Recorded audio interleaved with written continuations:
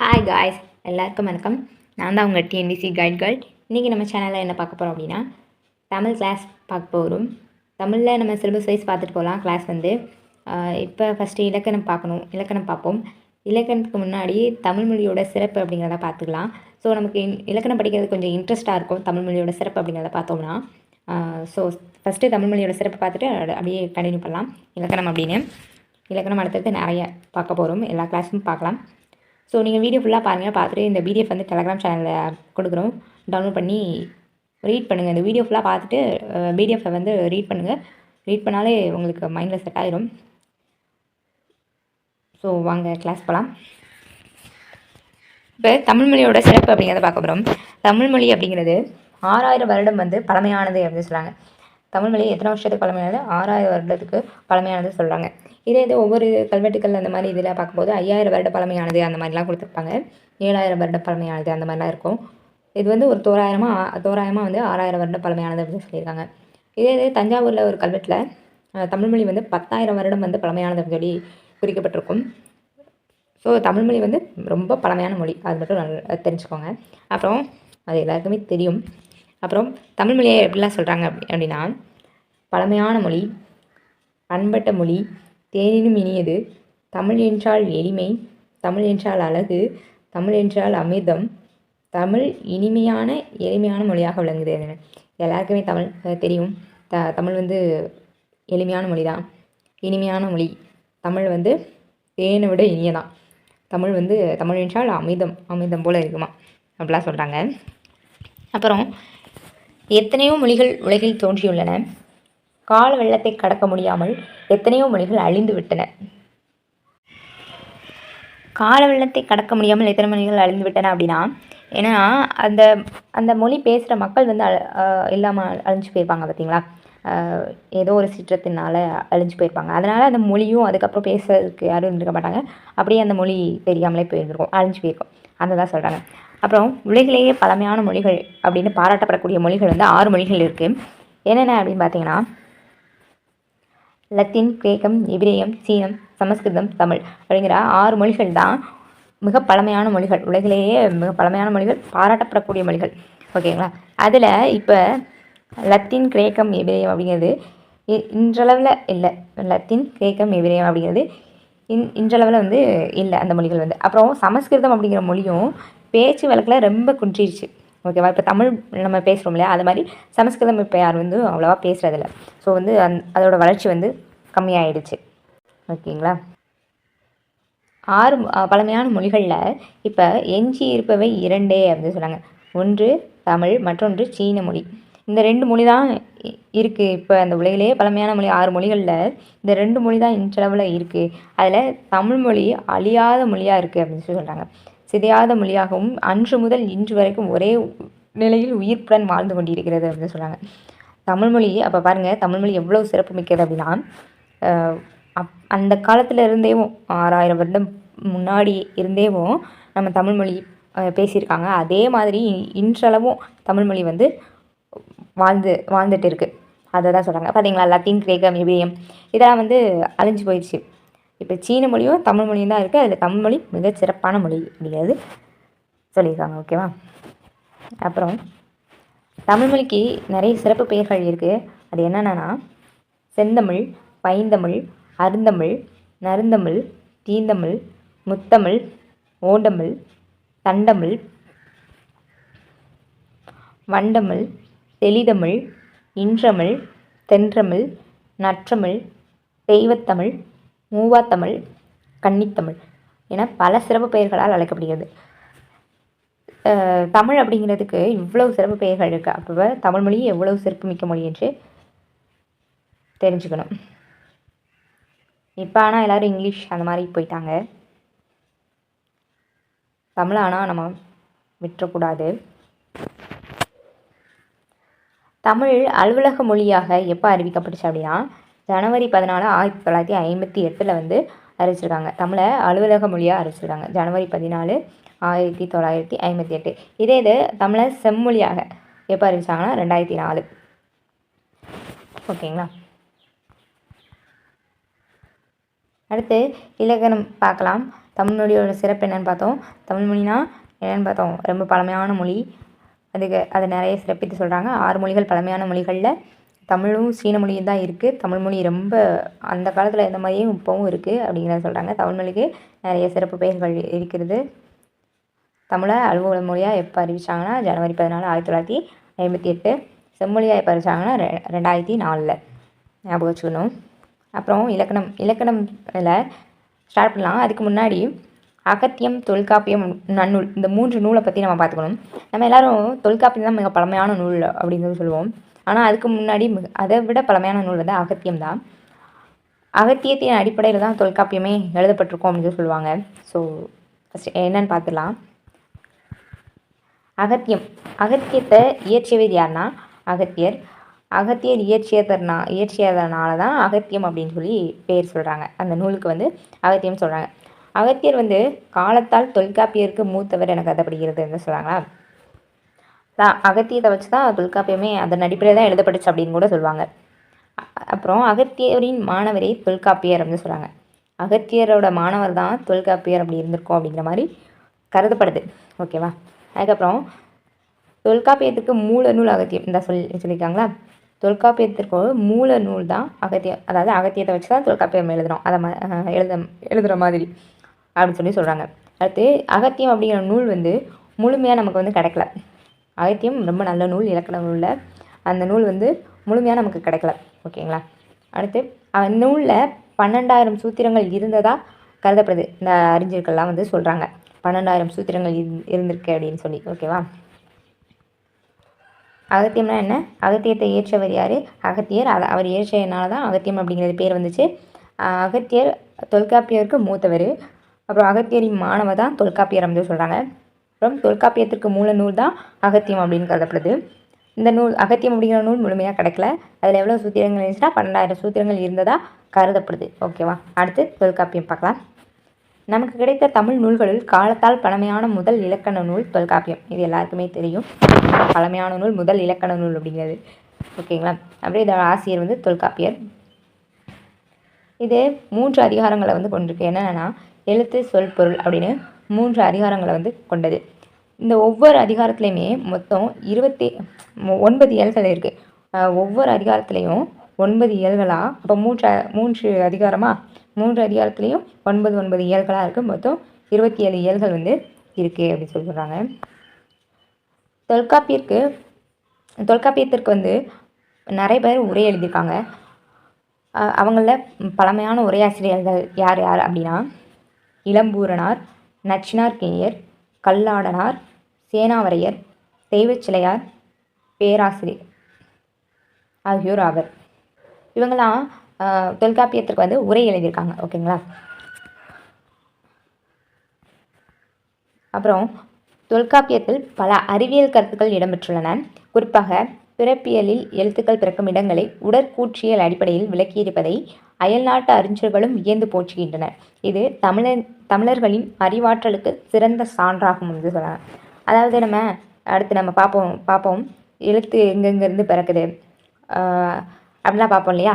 அதுதான் அது வந்து உடலில் நம்ம பேசும்போது அது எழுத்து வந்து எங்கேருந்து பிறக்குது, அதுதான் உடற்கூற்றியல் அடிப்படையில் அப்படின்னு சொல்லியிருக்காங்க. உடற்கூற்றியல் அடிப்படையில் விளக்கியிருப்பதை அயல்நாட்டுக்காரங்களும் நம்ம இதை பார்த்து வியந்து போற்றுறாங்களாம். ஓகேவா. அப்போ தமிழர்களுக்கு இது வந்து அறிவாற்றலுக்கு மிகச்சிறந்த சான்று அப்படின்னு சொல்கிறாங்க. ஓகேவா. அடுத்து பார்ப்போம் எழுத்துக்கள் வந்து எந்தெந்த எழுத்துக்கள் பிறக்குது அதெல்லாமே பார்ப்போம். இப்போ தொல்காப்பியம்னா என்னன்னு பார்த்தாச்சு. தொல்காப்பியம் வந்து முதல் இலக்கண நூல், மிக பழமையான நூல் அப்படின்னு சொல்கிறாங்க. அதை இயற்றியவர் வந்து தொல்காப்பியர். எழுத்து, சொல், பொருள் அப்படின்னு 3 அதிகாரங்கள் இருக்குது. ஒவ்வொன்றிலையும் 9 இயல்கள் இருக்குது. மொத்தம் 27 இயல்கள் இருக்குது தொல்காப்பியத்தில். தொல்காப்பியத்துக்கு நிறைய பேர் பல உரை எழுதியிருக்காங்க. யார்னா இளம்பூரணார், நச்சினார்க்கினியர், கல்லாடனார், சேனாவரையர், தெய்வச்சிலையார் அப்படிங்கிறவங்களாம். அப்புறம் தொல்காப்பியத்தில் அறிவியல் கருத்துக்களும் இடம்பெற்றிருக்கு அப்படின்னு சொல்கிறாங்க. அயல்நாட்டவங்க அதெல்லாம் அதை பார்த்து வியந்து நம்ம தமிழர்களை வந்து போற்றுறாங்க. ஓகேவா. தமிழர்களோட அறிவுக்கு இது ஒரு சிறந்த சான்று அப்படின்னு சொல்கிறாங்க. அடுத்து நன்னூல் தொல்காப்பியத்தை முதல் நூலாக கொண்ட வழிநூல் அப்படின்னு சொல்கிறாங்க. அதுக்கு முன்னாடி அதாவது என்ன பார்த்தோம், அகத்தியத்துக்கு வந்து தொல்காப்பியத்திற்கு மூல நூல் எதுன்னு பார்த்தோம், அகத்தியம் பார்த்தோம். இங்கே இதுக்கு எப்படின்னா நன்னூலோட தொல்காப்பியத்தோட வழிநூல் தான் நன்னூல் அப்படின்னு சொல்கிறாங்க. ஓகேவா, அதே மாதிரி தான் தொல்காப்பியத்தை வச்சு தான் இது நன்னூல் வந்த மாதிரி. ஓகேவா, இது கிபி 13ஆம் நூற்றாண்டில் வாழ்ந்த பவணந்தி முனிவரால் எழுதப்பட்ட தமிழ் இலக்கண நூல் அப்படிங்கிறது. பவணந்தி முனிவர் தான் நன்னூல் அப்படிங்கிறதுக்காக நன்னூல் எழுதியவர் யாருன்னு கேட்டால் பவணந்தி முனிவர். இவர் 13ஆம் நூற்றாண்டில் வாழ்ந்தவர். ஓகேவா, இந்த இந்த நன்னூல் அப்படிங்கிறது என்ன எழுத்ததிகாரம் சொல்லதிகாரம் அப்படின்னு 2 அதிகாரங்களாக பகுக்கப்பட்டிருக்கு. எழுத்ததிகாரம் சொல்லதிகாரம் அப்படின்னு பிரிச்சிருக்காங்க. இது தொல்காப்பியத்தில் 3 அதிகாரம் இருக்கும், எழுத்து சொல் பொருள் அப்படின்னு. இங்கே எழுத்ததிகாரம் சொல்லதிகாரம் இந்த 2 மட்டும்தான். அதில் எழுத்ததிகாரத்தில் 5 பகுதிகள் இருக்குது. என்னென்னா எழுத்தியல், பதவியல், உயிரீற்று புணரியல், மெய்யீற்று புணரியல், உருபு புணரியல் அப்படின்னு சொல்லி 5 பகுதிகளாக அமைந்திருக்கு. ஓகேவா, என்னென்னா எழுத்தியல், பதவியல், உயிரீற்று புணரியல், மெய்யீற்று புணரியல், உருபு புணரியல் அப்படின்னு 5 பகுதிகளாக அமைந்திருக்கு. அடுத்து சொல்லதிகாரத்தில் அதே மாதிரி 5 பகுதிகளாக அமைந்திருக்கும். என்னென்னா பெயரியல், வினையியல், பொதுவியல், இடையியல், உரியியல் அப்படின்னு 5 பகுதிகளாக இருக்கும். பெயர், வினை, பொது, இடை, உரி அப்படின்னு ஞாபகம் வச்சுக்கோங்க. ஓகேவா, அப்போ சொல்லதிகாரத்தில் 5, எழுத்ததிகாரத்தில் 5, எழுத்ததிகாரத்தில் எழுத்தியல், பதவியல், உயிரீற்று புணரியல், மெய்யீற்று புணரியல், உருபு புணரியல் 5 பகுதிகள். சொல்லதிகாரத்தில் பெயரியல், வினையியல், பொதுவியல், இடையியல், உரியியல் அப்படின்னு சொல்லி 5 பகுதிகள். 2லையுமே 5 பகுதிகள் அப்படின்னு சொல்லி அமைந்திருக்கு. ஈரோடு மாவட்டம் மேட்டுப்புத்தூர் என்ற ஊரில் 8வது தீர்த்தங்கரான சந்திரபிரபாவின் கோவில் இருக்குது. அங்கே பவணந்தியாரின் உருவச்சிற்பம் இன்றும் உள்ளது அப்படின்னு சொல்கிறாங்க. ஈரோடு மாவட்டத்தில் மேட்டுப்புத்தூர் அப்படிங்கிற ஊரில் சந்திரபிரபா அப்படிங்கிற இவர் தான் 8வது தீர்த்தங்காரர். சந்திரபிரபா அப்படிங்கிற கோயில் இருக்குது. அங்கே பவணந்தியாரோட உருவச்சிற்பம் அப்படிங்கிறது இருக்குது. ஓகேவா, இன்றளவுலையும் இருக்குது. இப்போ நம்ம மூணை பற்றி பார்த்தாச்சு. இப்போ நன்னூல்னா என்னென்னா தொல்காப்பியத்தோட நன்னூல் தொல்காப்பியத்தின் முதல் நூலாக கொண்ட வழிநூல். நன்னூல் தொல்காப்பியத்தோட வழிநூல் அப்படின்னு வச்சுக்கோங்க. அடுத்து கிபி 13ஆம் நூற்றாண்டில் வாழ்ந்த பவணந்தி முனிவரால் எழுதப்பட்ட நூல் தான் நன்னூல் அப்படிங்கிறது. அப்புறம் எழுத்ததிகாரம் சொல்லதிகாரம்னு 2 அதிகாரங்களாக பிரிக்கிறாங்க. அதில் 5 பகுதிகள் இருக்குது. எழுத்ததிகாரத்தில் 5 பகுதி, சொல்லதிகாரத்தில் 5 பகுதி. எழுத்ததிகாரத்தில் எழுத்தியல், பதவியல், உயிரீற்று புணரியல், மெய்யீற்று புணரியல், உருபு புணரியல்னு சொல்லி 5 பகுதிகள். சொல்லதிகாரத்தில் பெயரியல், வினையியல், பொதுவியல், இடையியல், உரியியல் அப்படின்னு 5 பகுதிகளாக அமைஞ்சிருக்கு. அப்புறம் பவணந்தியாரோட உருவச்சிற்பம் எங்கே இருக்குன்னா ஈரோடு மாவட்டம் மேட்டுப்புத்தூர் அப்படிங்கிற ஊரில் சந்திரபிரபாவோட கோவிலில் இருக்குது. இன்றளவும் இருக்குது. இப்போது அகத்தியம், தொல்காப்பியம், நன்னூல் இந்த 3 பற்றியும் பார்த்துட்டோம். அடுத்து இலக்கணம் பார்க்கலாம். இலக்கணம் 5 வகைப்படும். என்னென்ன அப்படின்னா எழுத்து இலக்கணம், சொல்லிலக்கணம், பொருள் இலக்கணம், யாப்பு இலக்கணம், அணி இலக்கணம் அப்படின்னு சொல்லி 5 வகைப்படும். எழுத்து, சொல், பொருள், யாப்பு, அணி. ஓகேவா, இதில் நம்ம ஃபஸ்ட்டு பார்க்க போகிறது எழுத்து இலக்கணம் அப்படிங்கிறது. இப்போ எழுத்து இலக்கணத்தில் ஃபஸ்ட்டு எழுத்தோட வகைகள் பார்க்கலாம். எழுத்தின் வகைகள் எழுத்து 2 வகை. என்னென்னா முதல் எழுத்து, சார்பெழுத்து அப்படின்னு சொல்லி பிடிக்கிறாங்க. முதல் எழுத்து, சார்பெழுத்து அப்படின்னு சொல்கிறாங்க. முதல் எழுத்து அப்படிங்கிறது என்னென்னா உயிரெழுத்தும் மெய்யெழுத்தும் சேர்ந்தது தான் முதல் எழுத்து. ஓகேவா, உயிரெழுத்தும் மெய்யெழுத்தும் சேர்ந்தது முதல் எழுத்துன்னு சொல்கிறாங்க. உயிரெழுத்து 12ம் மெய்யெழுத்து 18ம் சேர்ந்து மொத்தம் 30 எழுத்துக்கள் தான் முதல் எழுத்து அப்படின்னு சொல்லுவாங்க. ஓகேங்களா, அடுத்து சார்பெழுத்து 10 வகைப்படும். என்னென்னா உயிர்மெய், ஆயுதம், உயிரளபடை, ஒற்றளபடை, குற்றியலுகரம், குற்றியலிகரம், ஐகார குறுக்கம், அவுகார குறுக்கம், மகர குறுக்கம், ஆயுத குறுக்கம் அப்படின்னு 10 வகைப்படும். அப்போ முதல் எழுத்து என்னென்ன உயிரெழுத்தும் மெய்யெழுத்தும் சேர்ந்தது தான் முதல் எழுத்து. சார்பெழுத்து 10 வகைப்படும். உயிர்மெய், ஆயுதம், உயிரளபடை, ஒற்றளபடை, குற்றியலுகரம், குற்றியலிகரம், ஐகார குறுக்கம், அவுகார குறுக்கம், மகர குறுக்கம், ஆயுத குறுக்கம். ஓகேவா, இப்போ உயிரெழுத்துக்கள் என்னென்னு உங்களுக்கு தெரியும். உயிரெழுத்துக்கள் ஆ, இ, உ, ஏ, ஐ, ஓ, ஔ.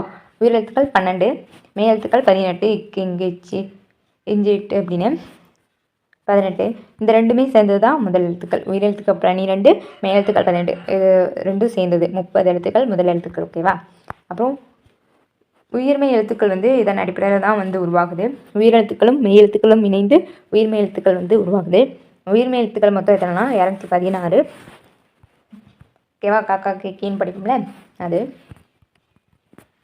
இப்போ உயிரெழுத்துக்கள் இப்போ நம்ம ஆல்ரெடி பார்த்தோம் இல்லையா, எழுத்துக்கள் வந்து எங்கே இருந்து எப்படி பிறக்குது அப்படிங்கிறது அதுதான் பார்க்க போகிறோம். உயிரெழுத்து அப்படிங்கிறது இயல்பாக நம்ம காற்று வெளிப்படும் போது உயிரெழுத்துக்கள் பிறக்கின்றது அப்படின்னு சொல்கிறாங்க. அதாவது நம்ம பேசும்போது காற்று வெளிப்படுறதுனால உயிரெழுத்துக்கள் வந்து பிறக்குது அப்படின்னு சொல்கிறாங்க. ஓகேவா?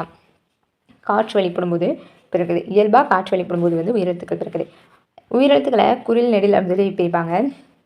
குறில் எழுத்துக்கள் வந்து 5 என்னென்னா அ இ உ ஏ ஓ அப்படிங்கிறது. ஓகேவா? இது வந்து குறிக்கு ஒலிக்கும் அப்படிங்கிறதுனால இது குறில் எழுத்துக்கள் அப்படின்னு சொல்கிறாங்க. ஓகேவா? குறிக்கு ஒலிக்கிறதுனால குறில் எழுத்துக்கள் அப்படின்னு சொல்கிறாங்க. அடுத்து நெடில் எழுத்துக்கள் நீண்டு ஒலிக்கும், அதனால் நெடில் எழுத்துக்கள் அப்படின்னு சொல்லுவாங்க. என்னென்னா ஆ இ உ ஏ ஐ ஓ அவ். ஐ அப்படிங்கிறதும் நெடில் எழுத்து தான், குறில்னு சொல்லிடக்கூடாது. மொத்தம் 7 நெடில் எழுத்துக்கள் இருக்குது, 5 குறில் எழுத்துக்கள் இருக்குது. இது நீண்டு ஒலிக்கும், அதனால் நெடில் எழுத்து.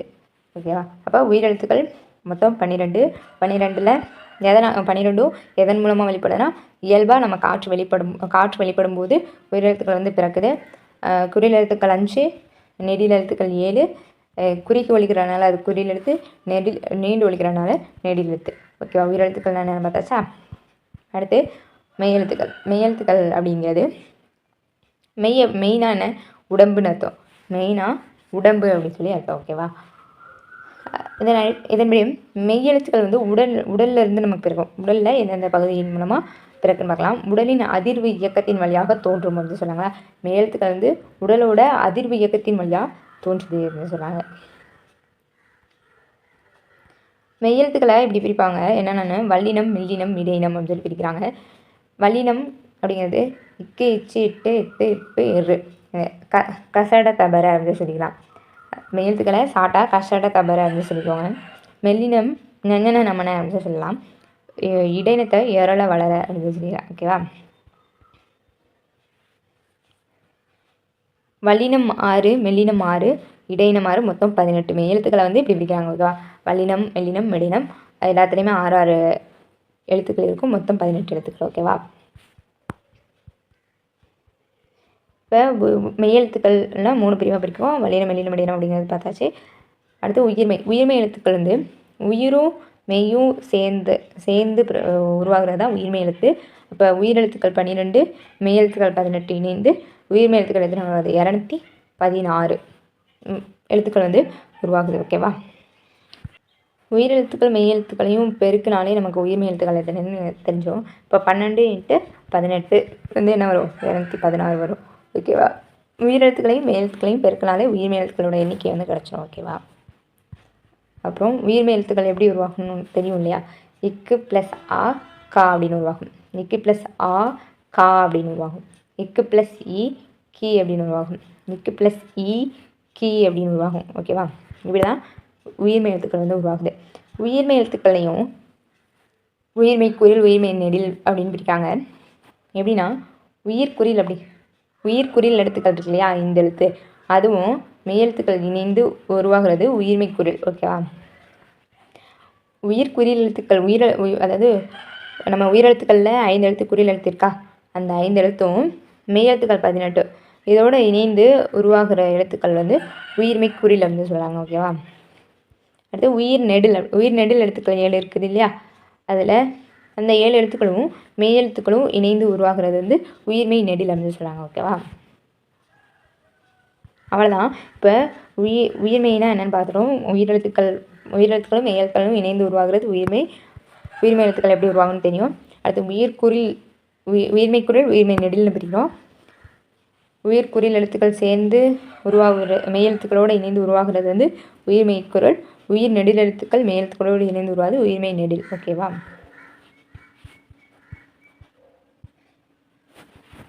இப்போ ப்ராக்டிஸ் மாதிரி பண்ணிக்கலாம். இப்போ உயிர் எழுத்துக்கள்லாம் என்னென்ன அப்படிங்கிறது ப்ராக்டிஸ் தான், நீங்களே சொல்லி பாருங்கள். இப்போ இது உயிர் எழுத்துக்கள்னால் என்னென்ன, மெய் எழுத்துக்கள்னால் எப்படி என்னென்ன, எங்கே பிறக்கும், என்னென்ன பிரிவாக பிரிக்காங்க, உயிர் நெடில்னா என்ன, உயிர் கோயில்னா என்ன, வெள்ளம்னா என்ன, மெல்லம்னா என்ன, இடையினம்னா என்ன அப்படின்னு நீங்களே சொல்லி பார்க்கலாம்.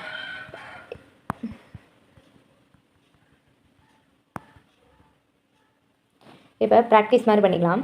உயிரெழுத்துக்கள்னால் என்ன, மெய் எழுத்துக்கள்னால் என்ன, நம்ம மேலே பார்த்துறாத அப்படியே இதில் வந்து சொல்லி பார்த்துக்கலாம். அவ்வளோதான். உயிரெழுத்துக்கள் அப்படின்னா என்னென்னு பார்த்தோம். உயிரெழுத்துக்கள் 12. உயிரெழுத்துக்கள் எங்கேருந்து பிறக்குது? காற்றின் மூலம் நம்ம பேசும்போது காற்று வெளிப்படும் போது வந்து உயிரெழுத்துக்கள் வந்து பிறக்குது. உயிரெழுத்துக்கள் வந்து 12. அதை வந்து 5 குறில் எழுத்துக்கள் 7 நெடில் எழுத்துக்கள்னு பிரிக்கிறாங்க. ஓகேவா? அதை உயிர்குறில் உயிர் நெடில் அப்படின்னு சொல்லுவாங்க. ஓகேவா? அதாவது உயிர்குறில் உயிர் நெடிலும் பார்த்தாச்சு. உயிர்குறில் என்னது? 5 எழுத்துக்கள். உயிர் நெடில் வந்து 7 எழுத்துக்கள். ஓகேவா? அடுத்து மெய்யெழுத்துக்கள். மெய்யெழுத்துக்கள் வந்து 18. இதை எப்படி பிடிக்கிறாங்க? வல்லினம் மெல்லினம் வல்லினம் மெல்லினம் இடைனம் அப்படின்னு பிடிக்கிறாங்களா? இது எல்லாமே 6 எழுத்துக்கள் வந்து கொண்டிருக்கோம். மொத்தம் 18 எழுத்துக்கள். ஓகேவா? மெய்யெழுத்துக்கள் வந்து எங்கேருந்து பிறக்குது அப்படின்னா வல்லினம் மெல்லினம் இடைனம் அப்படிங்கிற பிரிச்சதுக்கப்புறம் அது வந்து மார்பிலேருந்து பிறக்கிறது, கழுத்துலேருந்து பிறக்குது அப்படிங்கிறத அடுத்து பார்க்கலாம். இப்போ ஃபஸ்ட்டு மெய்யெழுத்துக்கள் வந்து உடலோட மெயினாலே என்ன? மெயினாலே உடம்பு அப்படிங்கிறது. அப்போ உடல்லேருந்து பிறக்கிறது தான் மெய்யெழுத்துக்கள். உயிரெழுத்துக்கள் வந்து காற்றின் மூலமாக வெளிப்படும் அப்படிங்கிறது. ஓகேவா? இப்போ உயிர்குறில் உயிர் நெடில் என்ன தெரியும்? 5 குறிலெழுத்துக்கள் வந்து 5 இருக்குது. உயிர் நெடில் எழுத்துக்கள் வந்து 7 இருக்குது. வல்லினம்னா கசட தபர, மெல்லினம்னா நஞ்சன நமன, இடைநம்னா எரள வளல அப்படிங்கிறது. அடுத்து உயிர்மை குரல் உயிர்மை நெடில். உயிர்மை குரல்னால் என்னென்னு பார்த்தோம். உயிர்குறில் எழுத்துக்கள் 5ம் உயிர்மை எழுத்துக்கள் 18 இருக்கு இல்லையா? அதுவும் இணைஞ்சு உருவாகிறது தான் உயிர்மை குரல் அப்படிங்கிறது. உயிர்மை நெடில் அப்படிங்கிறது நெடில் எழுத்துக்கள் 7 அப்புறம் மெய் எழுத்துக்கள் 18. இது இணைஞ்சு உருவாகிறது தான் உயிர்மை நெடில் அப்படிங்கிறது. ஓகேவா? இதிலேயே வல்லின உயிர்மை குரல், மெல்லின உயிர்மை குரல், இடையின உயிர்மை குரல் அப்படி பிடிப்பாங்க. வல்லின உயிர்மை குரல் அப்படின்னா அது என்னன்னா வல்லின எழுத்துக்கள் இருக்கு இல்லையா? கசட தபர அப்படிங்கிறது.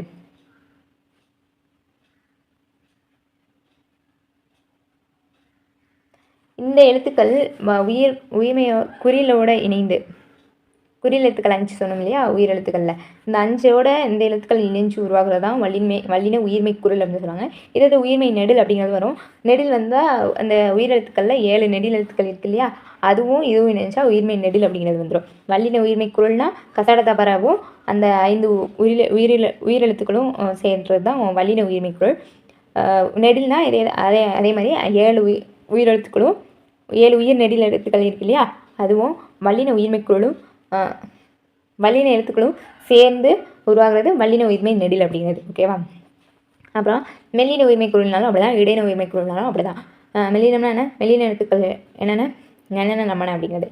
நெஞ்சன நமன.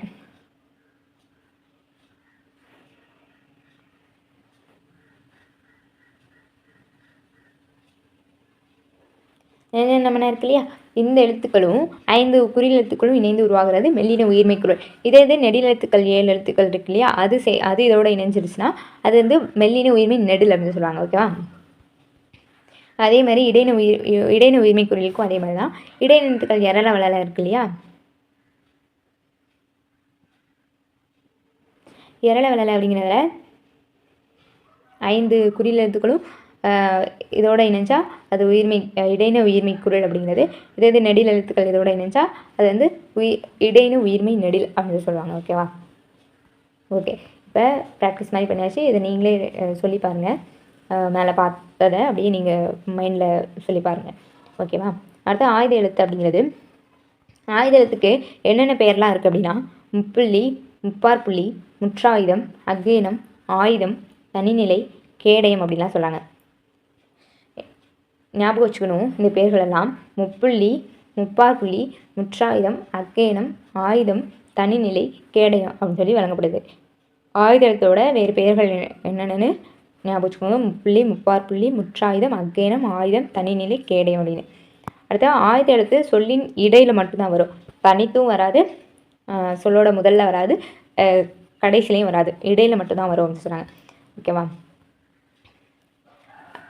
ஆயுத எழுத்து இடையில் வரும் அப்படின்னு சொல்லியிருக்காங்க இல்லையா? அதில் எப்படி வரும் அப்படின்னா முன்னாடி ஒரு குறில் எழுத்துக்கள் வந்து ஆயுத எழுத்துக்கு முன்னாடி வந்து ஒரு குறில் எழுத்து இருக்கணும். ஓகேவா? இப்போ ஆயுத எழுத்துக்கு முன்னாடி ஒரு குறில் அப்படிங்கிறது, இப்போ அஃது அப்படிங்கிறதுல அப்படிங்கிறது குறில் தான் இல்லையா? அப்படிங்கிறது ஒரு குறில் எழுத்து இருக்கணும். அதுக்கடுத்து அதனை தொடர்ந்து ஆயுத எழுத்து இருக்கணும். ஆயுத எழுத்துக்கு பின்னால் என்ன இருக்குன்னா உயிர்மை குரல் அல்லது வல்லின உயிர்மை குரல் அல்லது வல்லின உயிர்மை நெடில் இருந்துக்கலாம். ஓகேவா? என்ன இருக்கணும், வல்லின உயிர்மை குரல் அல்லது வல்லின உயிர்மை நெடில் மட்டும்தான் இருக்கும். ஓகேவா? வேற எந்த எழுத்துமே ஆயுத எழுத்துக்கு பின்னால் வந்து வராது. இப்போ அஃது அப்படிங்கிறதுல அப்படிங்கிறது என்னது, குறில் எழுத்து. அதனை தொடர்ந்து அஃகு வந்து இருக்கும். அதுக்கப்புறம் அதுக்கு பின்னால் என்ன இருக்கும், வல்லின உயிர்மை குரல் அல்லது வல்லின உயிர்மை நெடில் இருக்கலாம். ஓகேவா? குறில் தான் அதிகமாக வரும். ஓகேவா? அப்போ ஆயுத எழுத்து எப்படி அமையும் அப்படின்னா, முன்னாடி ஒரு குறில் எழுத்தையும் பின்னாடி வல்லின உயிர்மை குறில் அல்லது நெடில் எழுத்து வந்து இருக்கும். முக்கியமாக தனித்து வந்து இயங்காது. ஓகேவா? தனித்து வந்து இயங்காது. இப்போ ஆயுத எழுத்துனா என்னென்னு பார்த்தாச்சு. ஆயுத எழுத்துக்கு வேறு பெயர்கள் என்னென்ன, அதுக்கப்புறம் ஆயுத எழுத்து இடையில் மட்டும்தான் வரும், முதல்லையும் கடையிலையும் வராது. ஓகேவா? ஆயுத எழுத்துக்கு முன்னால் ஒரு குறில் எழுத்து இருக்கணும், பின்னால் வந்து வல்லின உயிர்மை குரல் அல்லது வல்லின உயிர்மை நெடில் இருக்கலாம், தனித்து இயங்காது. ஓகேவா? அடுத்து மாத்திரை அளவு அப்படிங்கிறது முக்கியமாக நம்ம தெரிஞ்சுக்கிறோம். மாத்திரை அளவுனா என்ன அப்படின்னா, மாத்திரை என்பது இங்கு கால அளவை குறிக்கிறது. அதாவது ஒரு மாத்திரை என்பது ஒரு முறை கண் இமைக்கவோ ஒரு முறை கை நொடிக்கவோ ஆகும் கால அளவாகும் அப்படின்னு சொல்கிறாங்க. ஒரு டைம் நம்ம கண்ணை இப்படி மூடி திறக்கிறதுக்கு அளவு தான் நம்ம ஒரு மாத்திரை அப்படின்னு சொல்கிறாங்களாம். ஓகேவா? இப்போ இல்லைனா கையில் எப்படி சொடக்கு போடுவோம்னு சொல்லுவாங்க இல்லையா, அந்த டைமை தான் நம்ம ஒரு மாத்திரை அப்படின்னு சொல்லலாமா. ஓகேவா? அந்த டைமிங்குள்ளே அந்த லெட்டரை வந்து நம்ம சொல்லிடுவோம், பேசும்போது சொல்லுவோம். அதுக்காண்டி தான் இந்த மாத்திரை அளவு அப்படிங்கிறது வந்து சொல்கிறாங்க. இப்போ குறில் எழுத்து அப்படிங்கிறது ஒரு மாத்திரை, நெடில் எழுத்து அப்படிங்கிறது 2 மாத்திரை, மெய்யெழுத்து வந்து அரை மாத்திரை, ஆயுத எழுத்துக்கும் அரை மாத்திரை.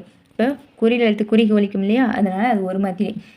நெடில் எழுத்து 2 மாத்திரை, மெய்யெழுத்து அரை மாத்திரை, ஆயுத எழுத்து அரை மாத்திரை. ஓகேவா? ஞாபகம் வச்சுக்கோங்க. இது ஒரு எக்ஸாம்பிள். இப்போ உங்கள் நேம் வச்சு நீங்களே ட்ரை பண்ணி பார்க்கலாம். இப்போ கபிலர் அப்படிங்கிறதுல கா அப்படிங்கிறது குறில் எழுத்து தானே, அதனால் 1. பி அப்படிங்கிறது குறில் எழுத்து +1. அடுத்து லா அப்படிங்கிறதும் குறில் எழுத்து தான். அப்படிங்கிறது வந்து மெய்யெழுத்து, ஸோ அதுக்கு வந்து அரை மாத்திரை. அப்போ எல்லாம் சேர்த்தா 3.5 மாத்திரை. ஓகேவா?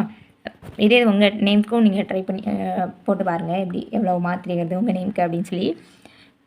இப்போ இது பாருங்கள், அப்படிங்கிறது குறில் எழுத்து ஒரு மாதிரி, ஜி அப்படிங்கிறதும் குறில் எழுத்து தான் ஒரு மாத்திரை, அப்படிங்கிறது மெய் எழுத்து, அதனால் அரை மாத்திரை, அப்போ 2.5 மாத்திரை. ஓகேவா? இப்படி தான் மாத்திரை அளவு, இப்படி தான் கால்குலேட் பண்ணோம். மாத்திரை அளவு இப்படியும் கேட்பாங்க கொஷின். தமிழ் எழுத்துக்களோட எண்ணிக்கை மொத்தம் எவ்வளோன்னு பார்க்க போகிறோம். இப்போ தமிழ் மொத்த எண்ணிக்கை அப்படிங்கிறது 30. இது உயிரும் மெய்யும் எழுத்துக்கள் சேர்ந்தது தான் 30 கொடுப்பாங்க. இதை விட்டுருங்க, மறந்துடுங்க. உயிரெழுத்துக்கள் 12, மெய்யெழுத்துக்கள் 18, உயிர்மெய் எழுத்துக்கள் 216, ஆயுத எழுத்து 1. இதெல்லாம் சேர்த்தா நமக்கு மொத்தம் எவ்வளோ வரும் தமிழ் எழுத்துக்கள்? 247. ஓகேவா? 247. இப்போ மொத்த தமிழ் எழுத்துக்கள் 247. ஓகேவா? இது வரைக்கும் பார்த்தது போதும். இதை வந்து நீங்கள் ஃபுல்லாக மைண்ட் செட் பண்ணிங்க. இதெல்லாம் பேசிக் தான், உங்களுக்கு ஆல்ரெடி தெரிஞ்சிருக்கும், படிச்சிருந்துருப்பீங்க. ஸோ ஈஸியாக தான் இருக்கும்.